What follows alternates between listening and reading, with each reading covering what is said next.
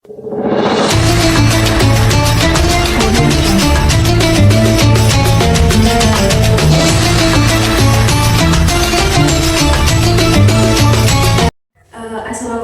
warahmatullahi wabarakatuh. Perkenalkan, nama saya Febi Ayu dari Prodi Tadris Bahasa Indonesia. Baik, pagi ini saya akan berbincang dan berdiskusi tentang pengaruh pendidikan agama Islam dengan pengasuh muda Yayasan Darul Falah, Raden Fahrul Arifin. Langsung ke pertanyaan, mohon izin. Bagaimana pandangan sampean tentang pendidikan Islam dari dulu hingga saat ini? Assalamualaikum warahmatullahi wabarakatuh. Bismillahirrahmanirrahim. Alhamdulillahirabbil alamin. Wassalatu wassalamu ala asyrofil anbiya'i wal mursalin sayyidina Muhammadin wa alihi wasallam ajma'in. Amma ba'du. Langsung saja menanggapi pertanyaan dari saudara, bagaimana perkembangan Islam dari sejak dulu sampai sekarang. Pertama yang kita harus ketahui, pendidikan Islam atau agama Islam itu sudah mulai sejak zaman dulu, terutama pendidikan di masa Rasulullah SAW. Perkembangan pendidikan Islam mulai dari dulu sampai sekarang mulai sudah banyak yang tidak minat untuk belajar tentang agama Islam. Terbukti di beberapa pesantren mulai sejak dulu sampai sekarang ini sudah mulai banyak yang tidak minat untuk belajar agama Islam. Tapi agama Islam itu sebenarnya sudah diajarkan oleh Rasulullah SAW sampai sekarang, ya.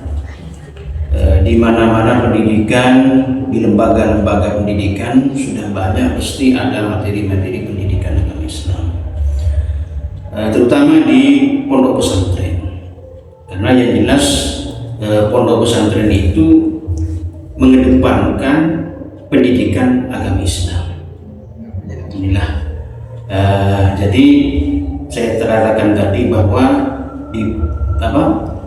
sudah banyak para murid atau siswa atau santri yang tidak minat untuk berada di pesantren. Ini bukti bahwa peminat untuk belajar agama Islam itu sudah mulai berkurang atau sudah mulai merosot, sehingga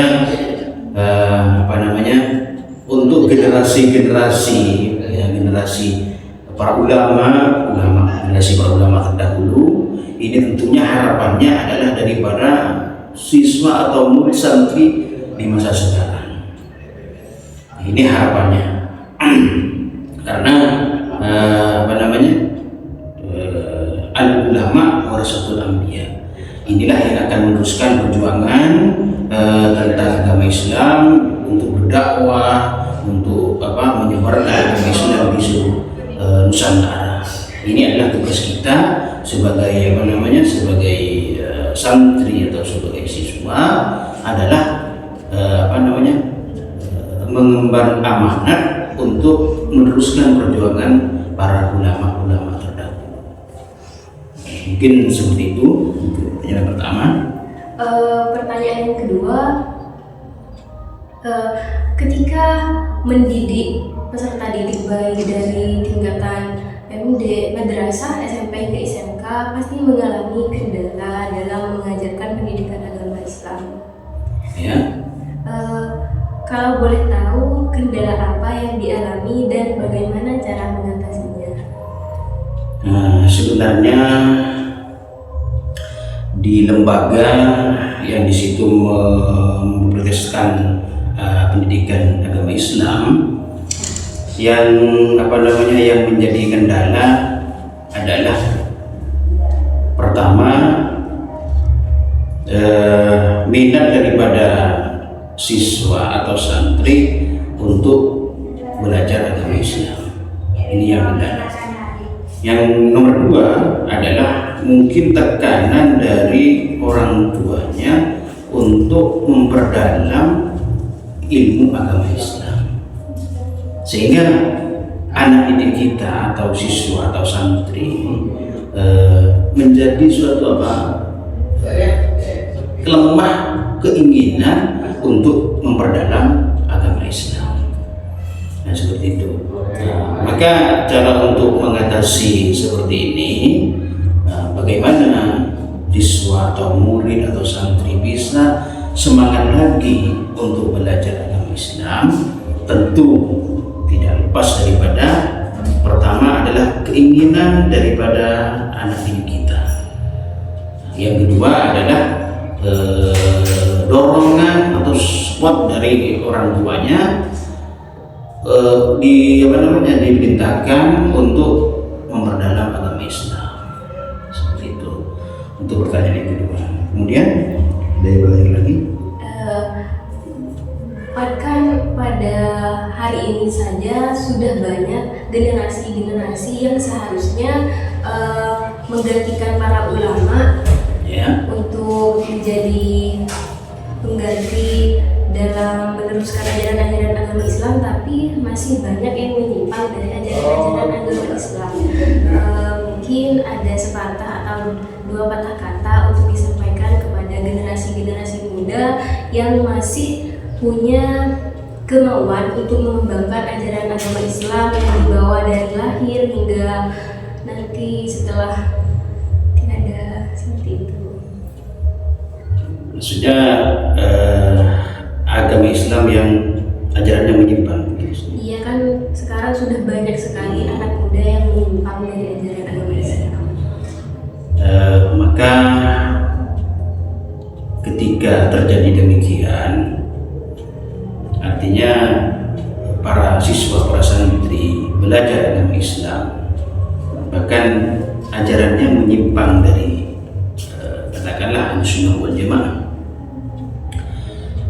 maka yang pertama yang harus kita lakukan sebagai pelajar, sebagai siswa santri, kita harus hati-hati di dalam mempelajari pendidikan agama Islam. Karena dimanapun pendidikannya, dimanapun lembaga itu, kadang dari pihak orang yang tidak sepaham dengan kita, ini sama-sama Islamnya, tidak sepaham dengan kita, berusaha ingin memasukkan ajaran-ajaran yang menyimpang dari ajaran Ahlussunnah wal Jamaah, sehingga di lembaga itu, di pendidikan itu dijadikan sebuah kurikulum yang isi kurikulum itu sebenarnya ada sedikit penyimpangan paham yang tidak sesuai dengan paham kita. Maka dari itu pertama kita harus hati-hati memilah dan memilih mana ajaran yang benar, mana ajaran yang menyimpang dari paham kita. Ini yang kita harus kita harus ketahui dalam belajar ilmu pendidikan agama Islam. Kemudian yang kedua adalah juga saya tidak lepas daripada